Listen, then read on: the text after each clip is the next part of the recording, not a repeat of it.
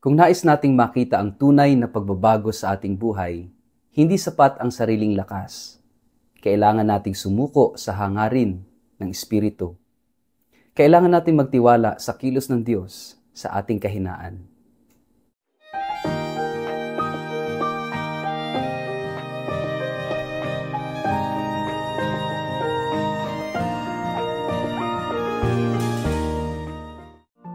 Ang mabuting balita ng Panginoon ayon kay San Juan. May isang Pariseo na nagngangalang Nicodemo na pinuno ng mga Hudyo. Isang gabi, pumunta siya kay Jesus at sinabi, "Rabay, nalalaman po namin kayo'y isang tagapagturong mula sa Diyos, sapagkat walang makakagawa ng mga himalang ginagawa ninyo kung wala sa inyo ang Diyos." Sumagot si Jesus, "Tandaan mo ang sinasabi kong ito. Malibang ipanganak na muli ang isang tao, hindi niya makikita ang paghahari ng Diyos." Paanong maipapanganak pang muli ang isang tao kung matanda na siya? Makakapasok pa ba siya sa sinapupunan ng kanyang ina para muling ipanganak? Tanong ni Nicodemo. Sagot naman ni Jesus, "Tandaan mo ang sinasabi kong ito. Malibang ang isang tao ay ipanganak sa pamamagitan ng tubig at ng Espiritu, hindi siya makakapasok sa kaharian ng Diyos. Ang taong ipinanganak sa laman ay laman, at ang ipinanganak sa Espiritu ay Espiritu. Huwag kang magtaka sa sinabi ko sa iyo. Kayong lahat ay kailangang ipanganak na muli. Umiihip ang hangin kung saan nito nais at naririnig mo ang ugong nito. Ngunit hindi mo alam kung saan ito nanggagaling at kung saan pupunta. Ganoon din ang bawat ipinanganak sa Espiritu." Ang mabuting balita ng Panginoon.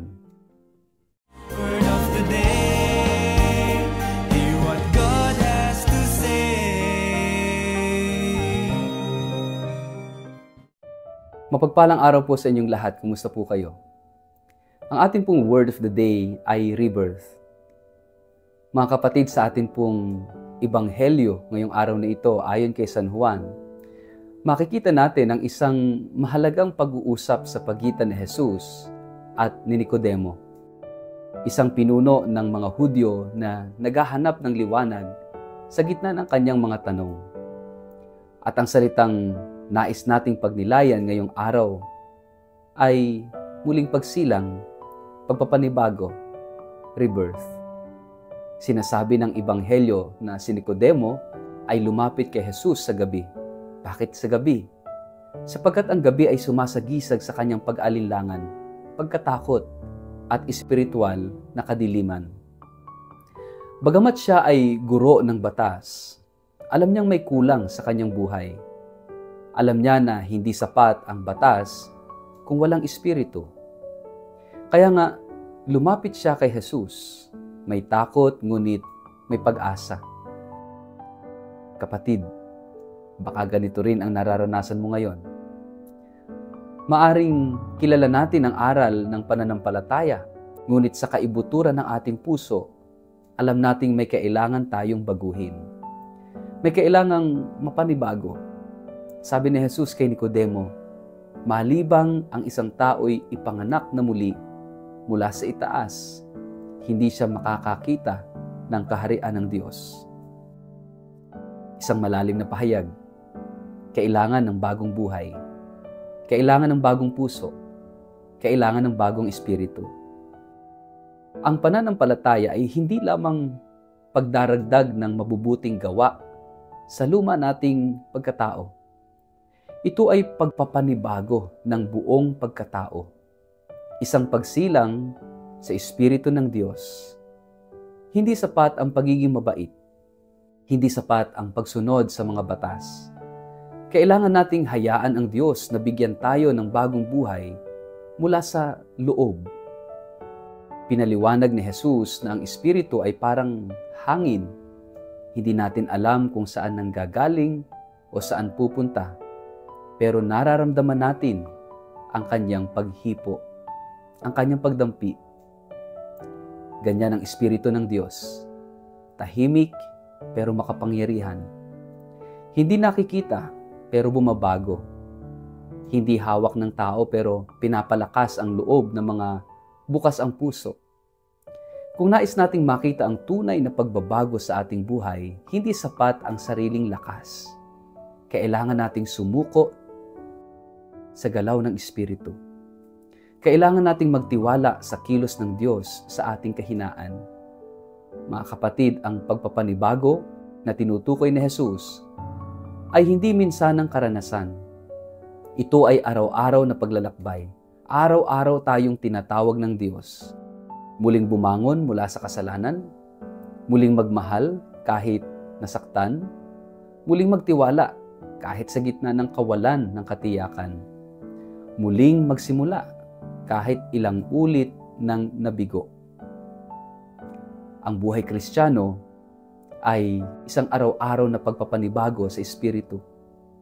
At sa bawat pagsuko natin sa pag-ibig ng Diyos, tayo ay unti-unting isinisilang na muli. Hindi para manatili sa kahapon, kundi upang lumakad sa bagong buhay ng liwanag. Ngayong araw, tinatanong tayo ni Jesus, tulad ng tanong niya kay Nicodemo, handa ka bang ipanganak na muli? Handa ka bang magpabago sa Espiritu? Hindi ito madali. Minsan, nangangahulugan ito ng pagsuko ng ating yabang, pagtalikod sa kasalanan, pag-amin ng ating mga sugat at kahinaan. Ngunit ang pangako ni Kristo ay malinaw. Kapag tayo ay ipinanganak na muli sa tubig at Espiritu, tayo ay nagiging tunay na anak ng Diyos. Tayo ay nagiging mamamayan ng kaharian ng Diyos. Tayo ay nagiging buhay na patotoo ng muling pagkabuhay ni Kristo. Mga kapatid, ang gabi ni Nicodemo ay nagdala sa kanya ng bagong umaga. Ganoon din sa atin. Anumang kadiliman ng ating pinagdadaanan, may Espiritu na nag-aanyaya sa atin sa bagong pagsilang. Huwag tayong matakot sa pagpapanibago. Ito ang daan tungo sa tunay na buhay. Ito ang daan tungo sa tunay na kagalakan. Ito ang daan tungo sa Diyos. Kaya ngayon, buksan natin ang ating puso. Sabihin natin, Espiritu ng Diyos, baguhin mo ako. Isilang mo akong muli sa iyong pag-ibig. At sa bawat araw na tayo ay nagpapasakop sa kanyang Espiritu, makikita natin na ang ating buhay ay magiging isang himno, isang awit ng bagong pagsilang sa Diyos. Sa ngalan ng Ama at ng Anak at ng Espiritu Santo. Amen. Ama naming Diyos, alisin mo ang yabang sa aming puso upang matutunan naming tanggapin si Jesus, ang kanyang pagmamahal, tanggapin ang Espiritu na siya nagpapabago at nagpapanibago ng aming buhay. Amen. Pagpalain po kayo't ingatan ng makapangyarihang Diyos, Ama at Anak at Espiritu Santo. Amen.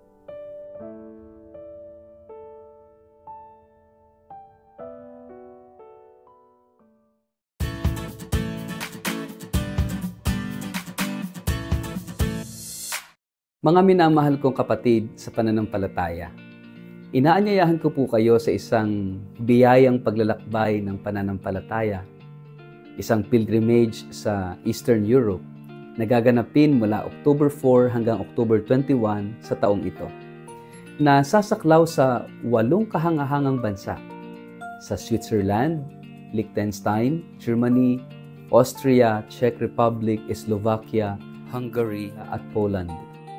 Ang tampok ng banal na paglalakbay na ito ay ang ating debosyon sa Divine Mercy o Banal na Awa, isang tema na napapanahon sa atin ngayon sa panahon ng pagsubok at pananabik sa pag-asa. Gaya ng sinabi ng ating yumaong Santo Papa Francisco, the mercy of God is the sure source of our hope. At sa ating paglalakbay, bibisitahin po natin ang mga sagradong lugar kung saan sumibol at lumaganap ang mensahe ng awa ng Diyos. Bibigyan din natin ang Poland, ang bansang sinilangan ni Saint Faustina Kowalska at St. John Paul II, mga tagapagdala ng mensahe ng banal na awa sa buong mundo. Ito'y hindi lamang isang biyaheng panlabas, kundi higit sa lahat, isang panloob na paglakbay ng puso. Isang pagkakataong mapalalim ang ating pananampalataya. Maranasan ang kagandahan ng simbahang Katolika sa Europa at muling pag-alabin ang ating pag-asa. Para po sa mga interesadong sumama sa akin, maaaring makipag-ugnayan kay Toby sa numerong 0917-317-4536 o magpadala ng email sa inquiry@tobiahe.com. Magsama-sama po tayo sa isang paglalakbay ng panalangin, kultura at biyaya. Huwag palampasin ang pagkakataong ito na muling matuklasan ang Diyos na buhay, maawain at laging nag-aanyaya.